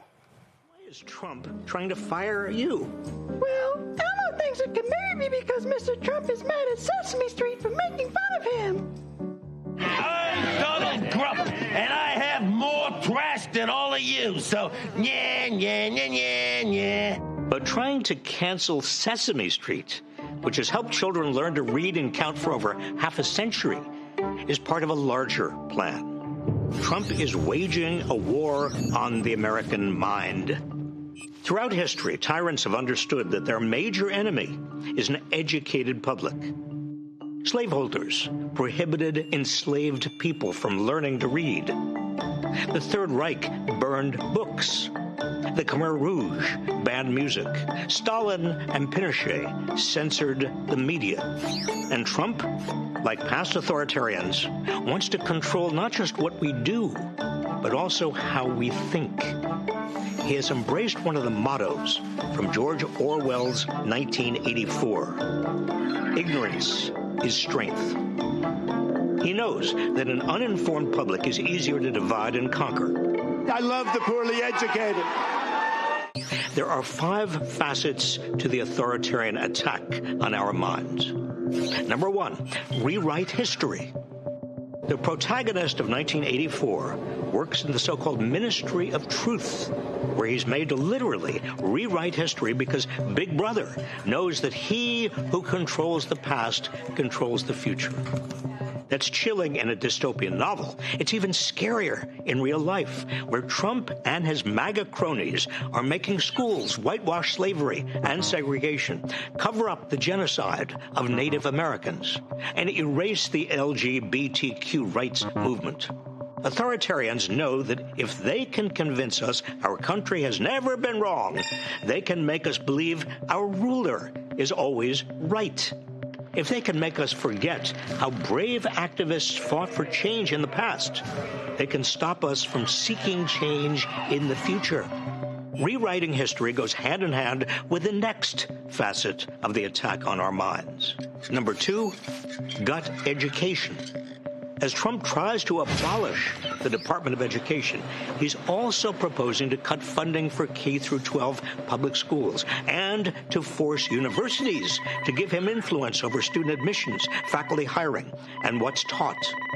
As a professor, I know firsthand how education empowers young people's minds. We can't have a functioning democracy if people cannot deliberate critically about it.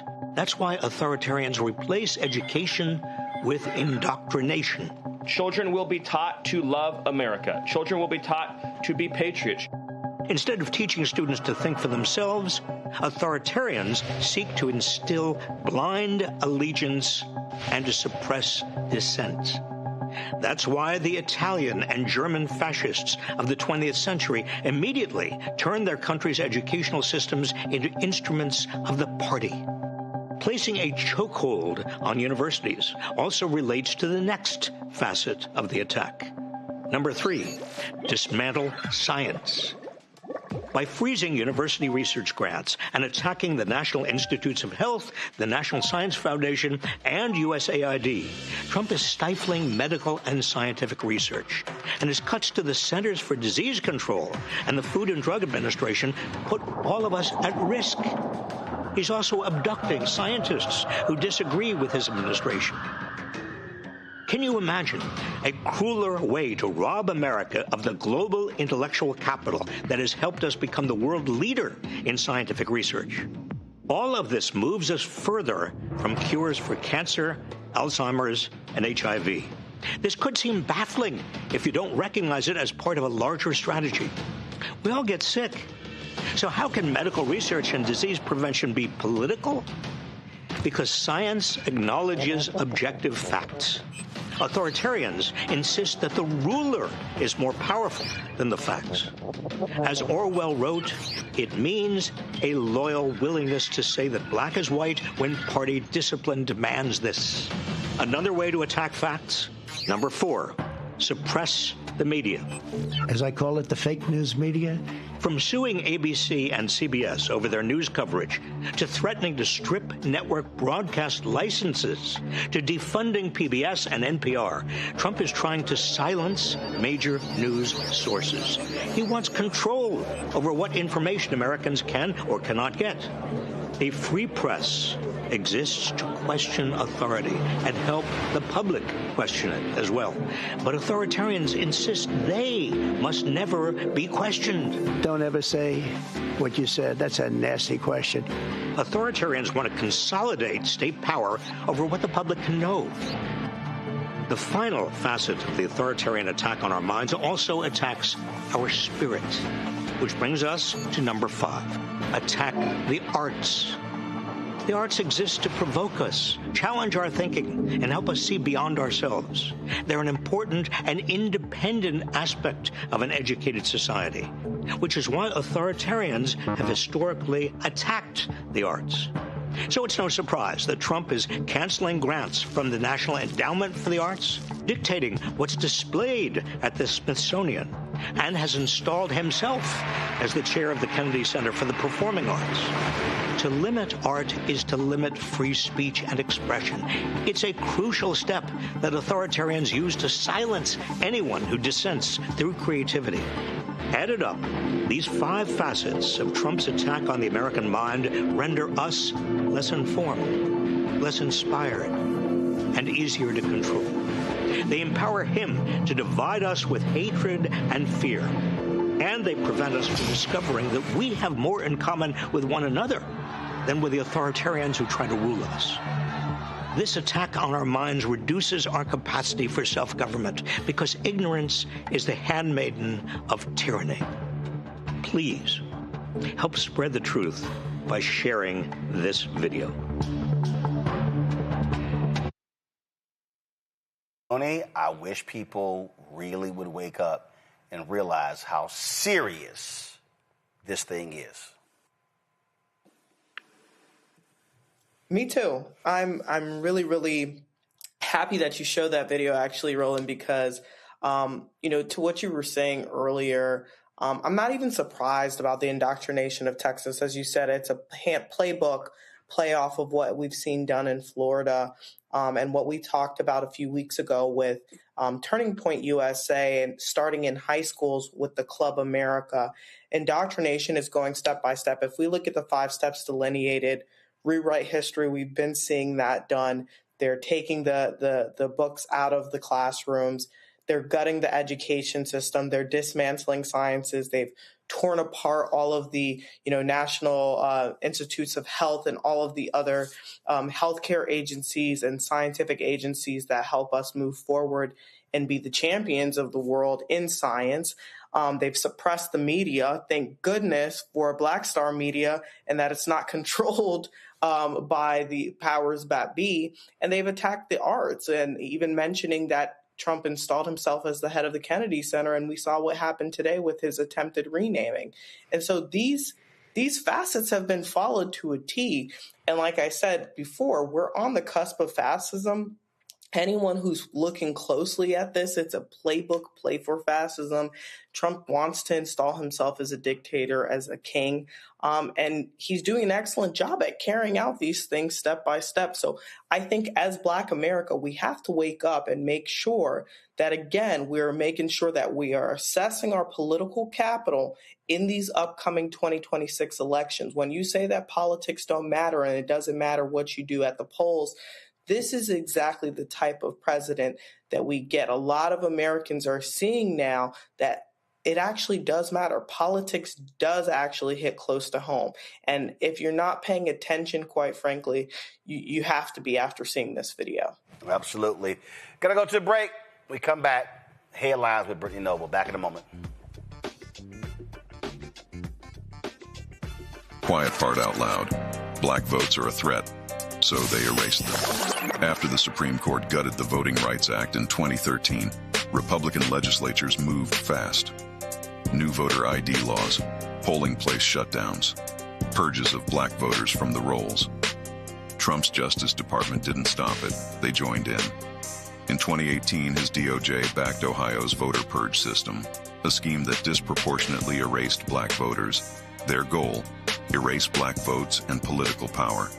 Yeah, that happened. These are the kinds of stories that we cover every day on Roland Martin Unfiltered. Subscribe on YouTube and download the Black Star Network app. Support fact-based independent journalism that centers African Americans and the issues that matter to our community.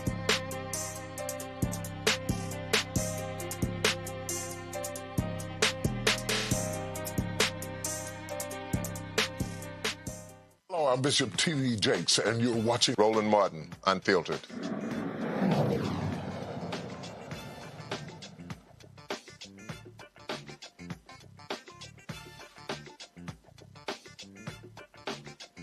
All right, folks, time for Black Star Network headlines with Brittany Noble. Roland, Black Lives Matter members in South Bend say the city's Community Police Review Board is failing to hold officers accountable. On Thursday, members canceled their meeting, further delaying a review after police officers detained a 14-year-old girl outside a McDonald's in August. The meeting agenda included a vote on whether to uphold the department's decision to exonerate the officer, as well as discussion of possible policy recommendations, specifically whether the police department needs clearer age-specific de-escalation training. Also, U.S. Immigration and Customs Enforcement say they have data showing deportations of people from African countries are on pace to nearly triple this year. The report also finds that some deportees have been sent to countries where they have no personal ties, often facing dangerous and deplorable conditions. Organizers with the Movement for Black Lives say black migrants now make up 10% of the black population in the U.S. and more than 7% of all non-citizens, arguing they are disproportionately targeted. Well, new research from the American Cancer Society finds that black Americans continue to face significantly higher cancer death rates than white Americans. Black men have a 14% higher overall cancer mortality rate, while black women face a 10% higher rate. Researchers say barriers to prevention, screening, and quality care remain key drivers of these disparities. Well, after facing backlash for displaying black Santa decorations in his yard, Chris Kennedy is now taking his message on the road. Since 2020, Santa Chris has made nearly 100 appearances each year, spreading holiday cheer all over Arkansas while promoting inclusion and representation. He says his visibility has inspired other black Santas and Santas of all backgrounds to join the movement, reinforcing the message that Christmas traditions and holiday magic are for everyone. We'll have much more for you coming up on Roland Martin Unfiltered. Stay with us.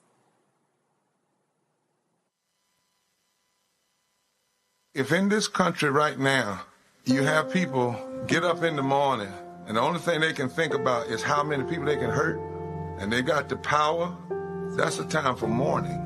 For better or worse, what makes America special, it's that legal system that's supposed to protect minorities from the tyranny of the majority. We are at a point of a moral emergency. We must raise a voice of outrage. We must raise a voice of compassion. And we must raise a voice of unity. We are not in a crisis of party versus party. We are in a crisis of civilization, a human rights crisis, and a crisis of democracy itself. And guess what? You've been chosen to make sure that those that would destroy, those that would hate, don't have the final say, and they don't ultimately win. This week on The Other Side of Change. Book bans, anti-intellectualism, and Trump's continued war on wisdom. This is a coordinated backlash to progress. At the end of the day, conservatives realized that they couldn't win a debate on facts. They started using our language against us, right? Remember when we were all woke and the woke movement and all that kind of stuff?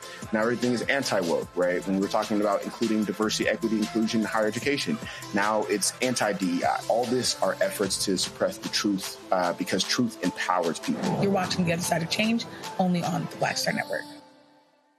How you doing? My name is Mark Carey, and you're watching Roland Martin Unfiltered.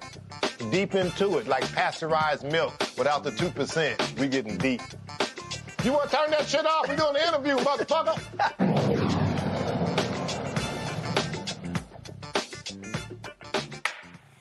Folks, folks, the Consumer Financial Protection Bureau, founded under President Barack Obama, which is now led by someone tied to Project 2025, is proposing a rule change that could quietly bring back modern-day redlining. Right now, banks can be held accountable when their policies hurt black borrowers, even if they don't admit to discrimination. This new proposal would weaken these protections, making it easier to deny loans and harder for our communities to fight back. This story was done last month. Go to my iPad. This is Reuters right here, where they lay it out. And so it's as a result of an executive order signed by, the twice impeached criminally convicted felon in chief, Donald Trump. And so, again, look at this here. Requiring companies to prevent discriminatory outcomes in practice encourages favoritism and unfairly burdens them, according to the White House, a position rejected by consumer advocates. So, Matt, I don't know how many times I can say they don't give a damn about black people. They don't give a damn about protecting. They say corporations, man, y'all can do whatever y'all want. If y'all want to screw these people, go right ahead, and we gonna let y'all do it.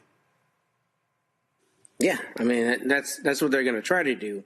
I think hopefully 28 U.S.C. Section 1981, which protects your rights to contract and to engage in business and to not be discriminated in those contracts, is going to stay on the books, and you can call your friendly civil rights lawyer to file a lawsuit on your behalf, even if CFPB is not going to stand up for you.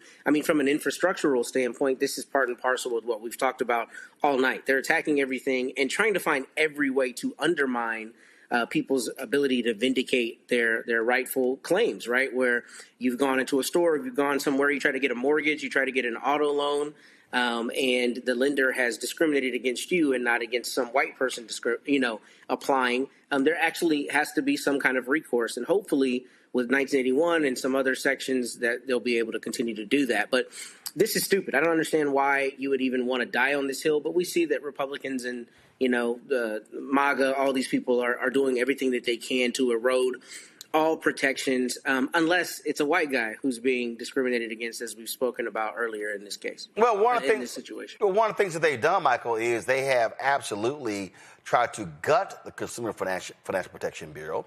They tried to get rid of it through the Supreme Court. That didn't work. And they've been letting companies off the hook, just dismissing cases, not paying fines, and screwing customers, screwing regular everyday workers.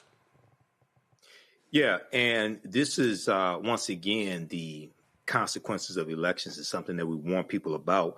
And what's taking place here is, Donald Trump signed an executive order targeting disparate impact liability as well. So that plays a part in this. The Legal Defense Fund did a press release about the negative impact that this rule change would have, especially on African Americans. And they talked about how this deals with disparate impact, deals with the legal framework that is long served at identifying and addressing discrimination that hides in plain sight, things that are very subtle, embedded in the structures of lending, hiring, housing, education, policing, and healthcare. So this has wide-ranging implications, okay? This also is in that same vein of the attack on diversity, equity, and inclusion. And as you talk about, Roland, defunding Black America. Okay, so this would bring back redlining, which still exists in some areas, right? But this would be catastrophic if this goes through. So this is something else that we have to fight and educate people on. But once again, one of the things that we miss oftentimes is understanding how to assess, to protect gains that have been made. The Consumer Financial Protection Bureau is something that's very important. No, it's not perfect, but it's been beneficial to African Americans. So when we vote, whether it's for the House of Representatives, for the Senate, for the president, we have to do an assessment, a systems analysis of gains that we have made that are at risk if the wrong people get in power. Well, again, what we see here, they just do not, they believe, Donald Trump and MAGA believes, Winconi, that the people being discriminated against are white. And we're not going to offer any protections whatsoever if you're black and if you're brown. We do not care. It's similar to what we saw with the Black Lives Matter movement. And when we had to counter and say the reason why you can't say all lives matter is because Black people are the ones that are being disproportionately affected. It's similar here. We don't have to say that Black people have continued to be disproportionately affected by illegal financing practices, redlining, not being able to get a mortgage, getting higher insurance rates, getting higher mortgage rates. All of these things have been inherently baked into the American economy. So when we have things like the Consumer Financial Protection Bureau that are created to help protect, Black and brown people from continuing to succumb to these financial mispractices, and then you have someone like Russ Voigt, who's the Project 2025 architect that's now running this organization, you see that that's been effectively co-opted. But it's extremely important that we realize that without these protections, we're moving back into the early 1900s, into the 1800s, where Black people couldn't get a fair mortgage, when Black people couldn't live in communities with their white neighbors, when Black people couldn't send their students to certain universities. So I think what we're seeing is with this Make America Great Again slogan, they're trying to roll back the times. They're trying to take us back to a time where Black people and white people were not equal in the United States of America. And the more we learn that this is happening, the more we need to be acutely aware of it and put an end to it. When I say Jim Crow 2.0, that's not an overstatement, Matt. People have to understand what that means. Again, when you start stripping away the protections, if you strip away protections on voting rights, stripping away protections on civil rights, which both impact economic rights, that's Jim Crow 2.0. Yeah, it is. And I'm really glad you say that, because I think a lot of times both the media and people talking about these issues try to compartmentalize them, right? And say the effect of this one law being repealed or rescinded or affected in some way is going to affect this one discrete aspect of life. But the reality is it is a full frontal assault on all aspects of life to make life worse for Black people by not only devaluing Black people, but by leveraging the infrastructure to put people in on things like the library boards. I mean, we've talked about it here, but it's been a huge issue in this community. The literal library boards, who's sitting on the library board, what book is being put in, all of that is, as Michael always says, it's part of a, Project 2025 and a larger assault on every aspect of it. And I want to correct myself earlier. I said the wrong number. It's 42 USC 1981. But the point is, look, if the judges aren't going to honor the law, if people are going to get the ability to bring non-meritorious cases, including Trump himself bringing an FTCA case for being prosecuted where that case would be thrown out for any other person, it's just a matter of playing the game however you want so that you ultimately win is ultimately what we're seeing. And I think it is going to usher in Jim Crow 2.0. And I think, as I said earlier, it's all the polite society citizens who are on board with that that's making it a much bigger issue, because there's not a moral question in the way it was framed during, I think, the thick of the civil rights movement. There's still the same moral issue, but it isn't being framed the same way by as many people. Because part of it is, you've got all these people at all levels of white society primarily who are on board with this, and they're not seeing people getting hosed down in the streets the same way, but they are seeing people continue to have their rights eroded and continue to have things like redlining happening in 2025. So it's a full frontal assault, and I think we have to look at how all of these parts coalesce together to make a worse quality of life for us. And again, on this point, I need people to understand what is going on here. And really, I'm talking about folks, y'all got to get this. And we can't just keep just walking around like, all right, man, this really ain't no big deal. Yeah, y'all saying this here. This is what has to be shared. There's a complete downflow to all of this. It's a complete downflow. It goes top to bottom. It goes top to bottom. And if you do not have a political change, which then leads to a judicial change, then you have all of the systems at one time firing against folks. And that's the piece, Cooney, I need folk to get. this is happening. The pieces are firing. They're firing. Michael, they're firing. Matt, they're firing. And if you see the attack on the legal, because they want to limit the legal folks from being able to sue, now folks are like, yeah, we can't take that case because if we take your case, they're going to come after us. They're going to lose our other clients. And so when the lawyers are afraid, when the media is afraid, well, hell, Michael, I don't know who you got left. Who else, beyond legal and media, who really are the watchdogs? Yeah, well, you have activists, but the activists, but media has to cover what the activists do. The activists do. Otherwise, you could just be yelling, and then the lawyers also file cases on behalf of the activists. Right. No, I understand it's all connected, and unfortunately, a lot of activists don't understand how law works or politics, for that matter. Yeah, this is why we have to keep educating people and building power, and also leveraging our economics to enforce our political agenda. So all of this is connected. The tariffs. There was an article from blackenterprise.com that I was reading and that I shared on my social media that deals with how Trump's tariffs have stymied black business growth. Well, you had black economic empowerment gurus or whatever the hell they want to call themselves that were telling black people, you don't have to vote. You just have to build businesses and do like the Asians do and invest in the stock market or things like this, right? Well, all this is being attacked.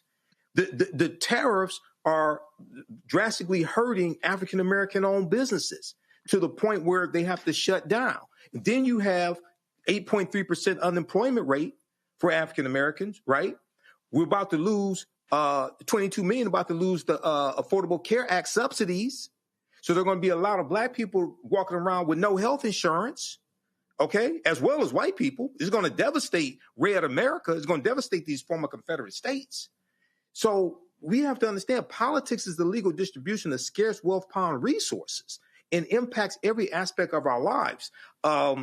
So today's show is like extremely, extremely important. I hope people go research and read these articles that we're talking about and that you're showing, Roland. And I haven't watched the Diddy documentary either. I really don't plan to. I got too much damn research to do dealing with factual things that are happening that are kicking our ass to deal with Diddy or 50 Cent. We literally are facing dire consequences, so I just need people to understand. All right, folks. Matt, what you doing this weekend? I'm continuing to enjoy the holiday season, and I'm waiting for you to run all over y'all the same way you ran from having to talk to me after we beat y'all. Oh, no. I didn't run from you. A golf tournament or something. I did want to show you. No, actually, I was. show up when I have to I was for things. Actually, I was actually traveling. But I did want to show you this here, Matt, because I thought it was pretty cool. It's been a busy week because, last week, go ahead and play it already, man. Quit with the setup. Let's get to it. No, I'm just saying. So I don't know if you were aware, Matt. I don't know if you were aware that the Texas A&M women's volleyball team, upset the number one team in the country, Nebraska. They hadn't lost a game all season, and they got upset on their home court. So it was an amazing game. It was really a fascinating game. And then after that, Wisconsin played Texas in Austin. Y'all lost. So, because there was a bunch of people who were talking about, it could be a national, A&M versus Texas national championship. Yeah, we made it. Y'all didn't. And then, of course, last night, Matt, let me show you this for you, Matt, right here. This was the winning point. Go ahead and watch this, Matt. What? It's going to be a free ball back to the Yankees. Matty Walk in the middle. A place they've never gone before. So that was the point that put Texas A&M volleyball in the national championship game. So looking forward to that. Then, of course, tomorrow at noon Eastern, it's going to be Miami, the Hurricanes playing A&M in Kyle Field. So your Longhorns playing this weekend? I wanted to ask you, who would you say is the most celebrated college coach of all time? That'd be Nick Saban, right? No, I'm asking. I'm asking. Y'all have to pipe in crowd noise at I'm Kyle asking. Field? Actually, that's a lie. That's a lie. I'm asking. No, that's a lie. Nick That's a Saban lie. says it. No, first of all, Truth, right? Nick Saban says a lot of bullshit that's not true. But again, are y'all playing this weekend? We are not playing this weekend. Oh, and I do appreciate. I'm sure it was planned. I do appreciate you wearing your Howard Bison shirt. I did wear that because I knew you were going to say something. Yeah, because it hasn't really made an appearance often on this show. Win Cooney, you may not be aware, but Matt didn't even go to that little school in Austin.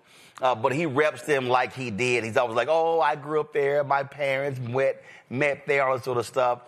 So he's always repping Texas Longhorns, and rarely is he repping Howard Bison. So we appreciate Matt actually repping the school where he got his undergraduate degree from. So what I'm hearing. Hold on 1 second. You're against hold on. You're against No. Seems to be a problem. No, actually, I would think you have black love for your college. I do. I have great, deep, abiding love for alma mater. But really, I also have abiding love for accountability, which is why I show up when I lose, unlink you, who just happens to You stop. Hey, Matt. I don't know. I can't help. Matt, I can't help it that I'm in great demand. Oh, here we go. I mean, I'm at a disadvantage on this show because your mic is like predominant over mine. But what it comes down to, Roland, is no, it's not. I literally. We whipped that tail. If I'm correct, undefeated. And I was correct, and we're in the playoffs, and you're not.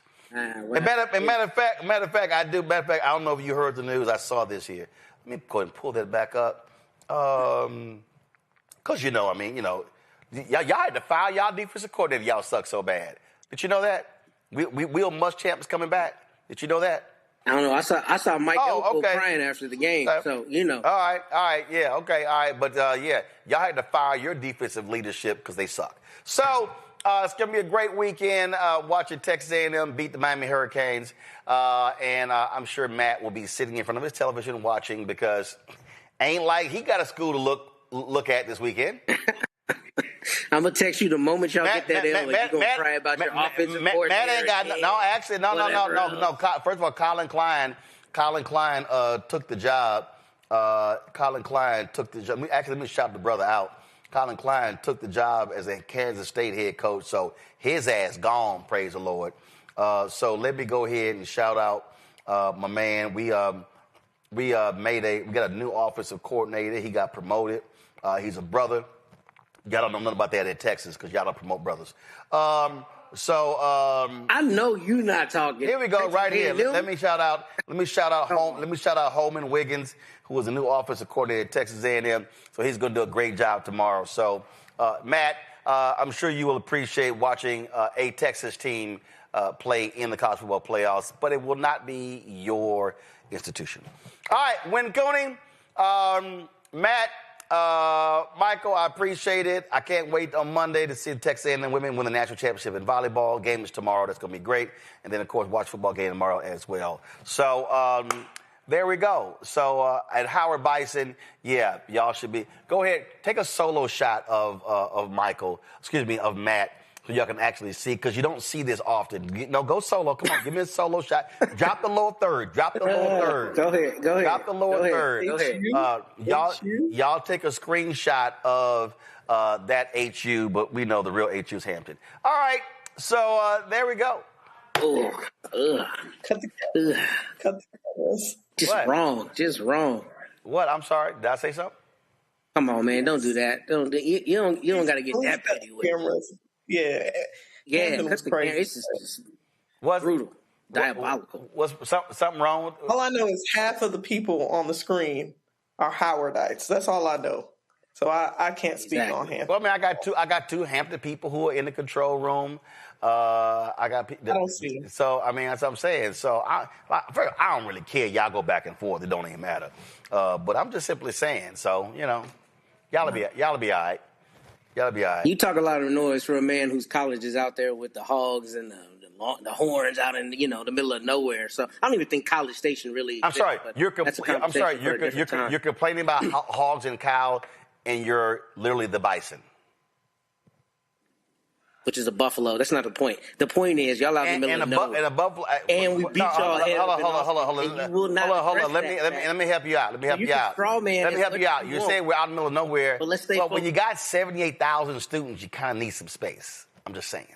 So there we go. So again, enjoy your Poulan Weed Eater Bowl or wherever y'all going. I'm not sure. It's I don't know. Is it the M&M Bowl, the Tic Tac Bowl? I'm just saying. When the U runs all over y'all this weekend, are y'all going down? I want you to wear a Miami. Where y'all playing? Are y'all Friday. playing in Shreve? Oh no, are y'all the Citrus Bowl? You know what? Nobody cares. They only care about the playoffs, and y'all not there. Okay, all right, there we go. So that's it. Y'all have a good weekend, good holidays, and Matt will sure to wreck it for you with Texas A&M wins. All right, with Cooney, Matt, and Mike, appreciate it. Thanks.